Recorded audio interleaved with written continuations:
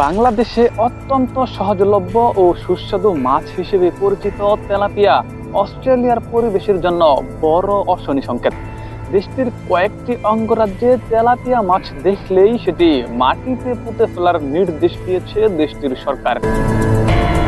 Queensland ও new south Wales সহ অস্ট্রেলিয়ার কয়েকটি অঙ্গরাজ্যে তেলাপিয়া ধরা পড়লেই সেটিকে আর পানিতে ফেরত দেওয়ার সুযোগ নেই। মাছটি জীবিত হোক কিংবা মৃত, শিকার করার পরই এটি মাটিতে পুঁতে ফেলতে হয়। শুধু তাই নয়, কিছু এলাকায় তেলাপিয়া বাড়িতে নিয়ে যাওয়া এমনকি খাওয়ার উপর কড়াকড়ি নিষেধাজ্ঞা জারি করা হয়েছে।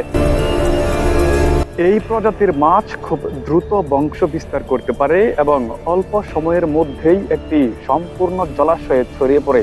নোংরা পানি, কম অক্সিজেন কিংবা অতিরিক্ত তাপমাত্রার মতো প্রতিকূল পরিবেশেও এরা সহজেই টিকে থাকতে সক্ষম।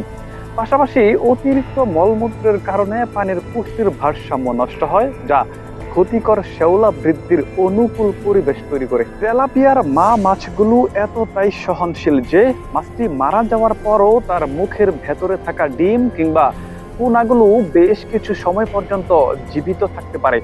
মৃত মাছটি আবার পানিতে বা পানির আশেপাশে ফেলে দিলে সেগুলো পানিতে ছড়িয়ে পড়ে নতুন করে বংশ বিস্তার করতে পারে। তেলাপিয়া মাছ মুক্ত জলাশয় বা প্রাকৃতিক পরিবেশে ছড়িয়ে পড়লে তা জীববৈচিত্র্য ও পরিবেশের জন্য মারাত্মক হুমকি হয়ে ওঠে। দ্রুত বংশ বিস্তার এবং প্রতিকূল পরিবেশেও টিকে থাকার সক্ষমতার কারণে স্থানীয় জলজ জীববৈচিত্র্যের জন্য এটিকে আগ্রাসী ও হুমকি স্বরূপ প্রজাতি হিসেবে বিবেচনা করা হয়।